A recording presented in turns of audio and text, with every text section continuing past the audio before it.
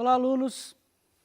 Hoje a aula 6, que na realidade ela é uma continuação da aula 5, onde nós continuaremos a discutir, né, soluções aquosas e equilíbrio químico.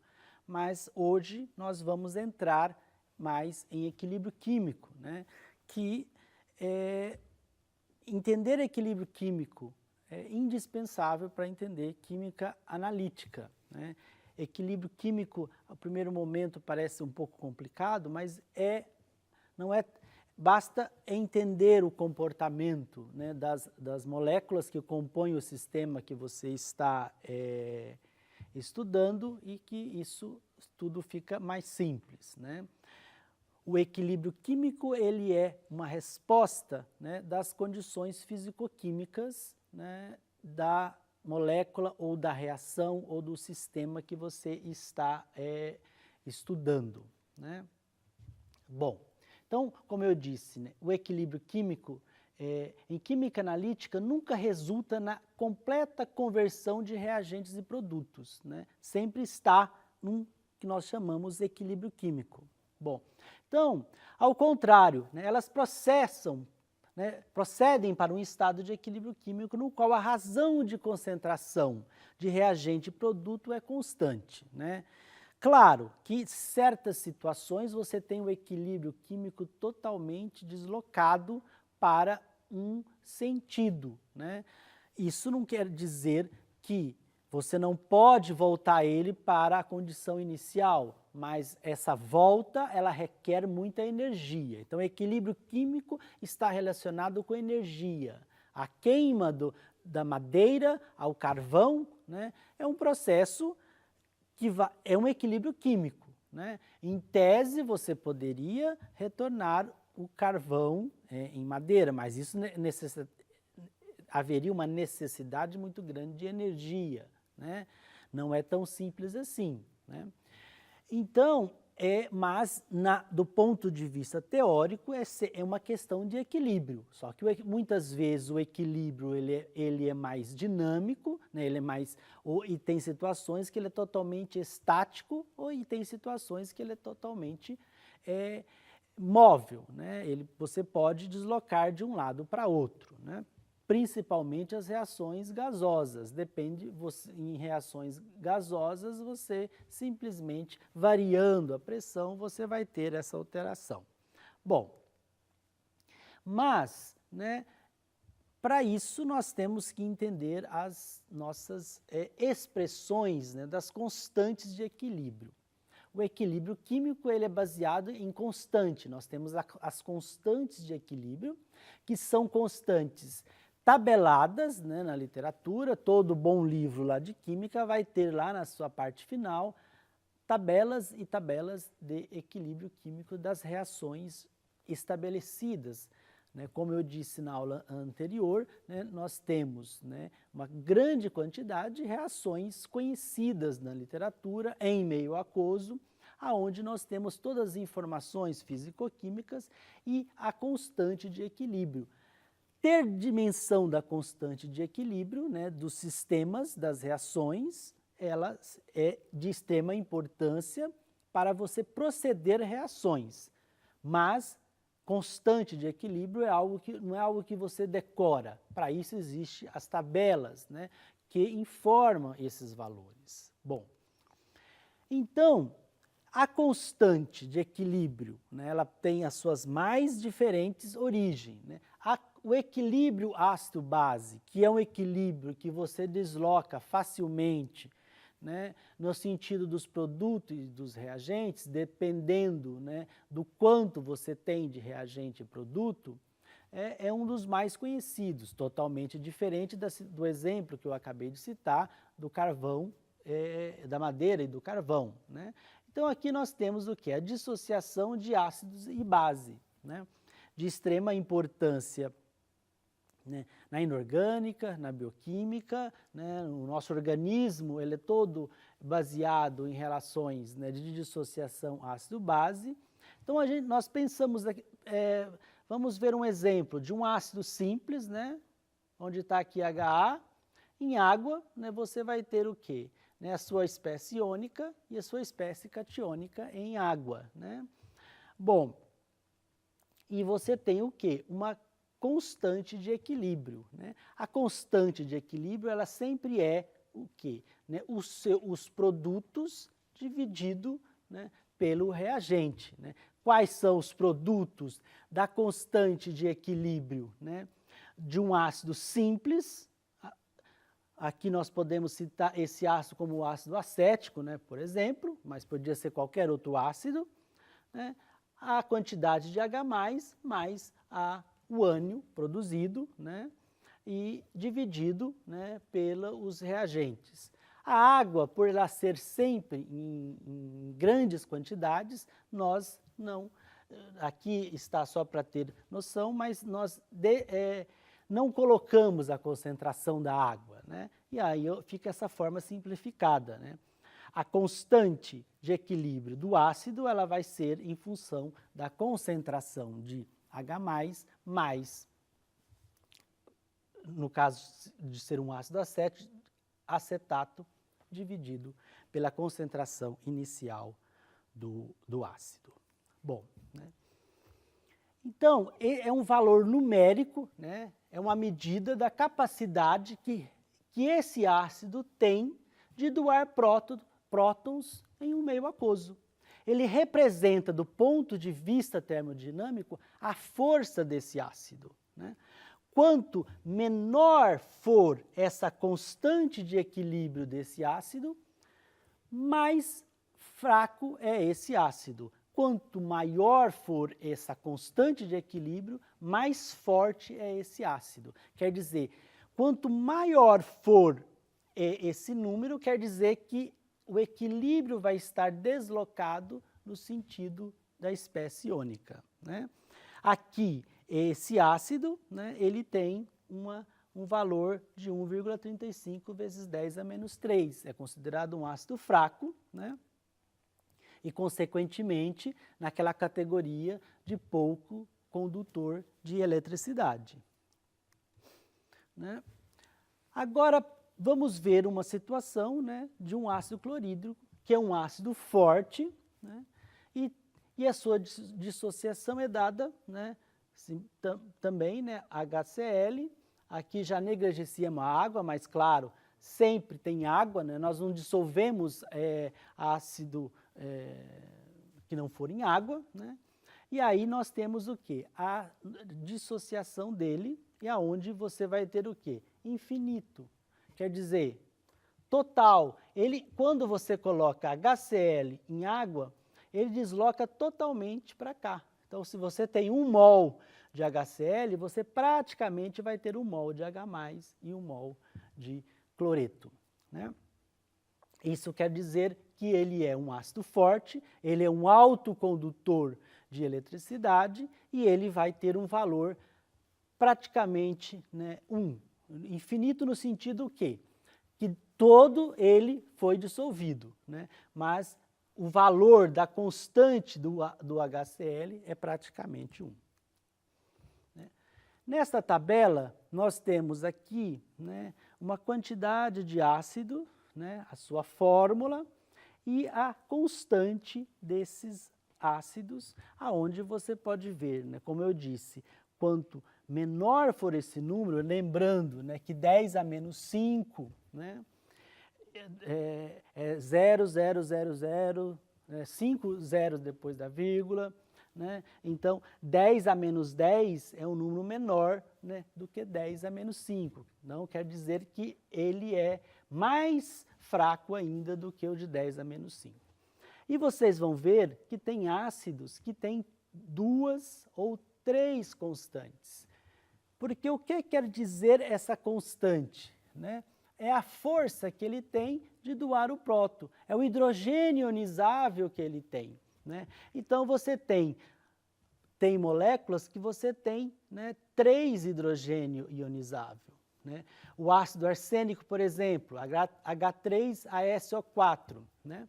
Ele tem o seu primeiro em 10 a menos 3, depois em 10 a menos 7 e depois da ordem de 10 a menos 12.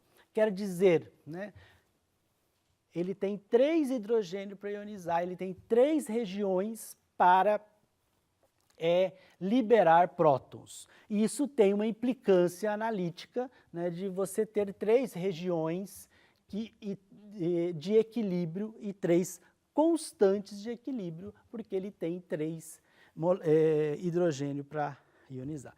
E assim tem outras situações nessa lista, né? Bom, mas nós temos, né, as bases fracas, que comportam da mesma maneira de um ácido fraco, né? Aqui nós temos, né, a água, uma base, você vai ter o quê? Né? A hidroxila mais a sua espécie conjugada. E você vai ter a mesma equação, né, onde você vai ter as espécies, né, produto dividido pela concentração inicial. Segue-se o mesmo raciocínio, só que nós estamos falando, né, da produção, né, são bases e ácidos, mas o conceito, né, de equilíbrio químico e de força de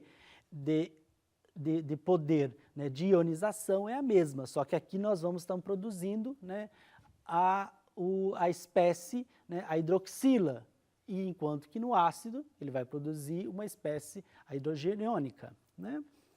E aqui nós temos a amônia, é um exemplo clássico, 1,8 vezes 10 a menos 5 de mol por litro, né? Então, é uma base fraca, né? A amônia é uma base fraca, e temos, então, essa mesma situação, né?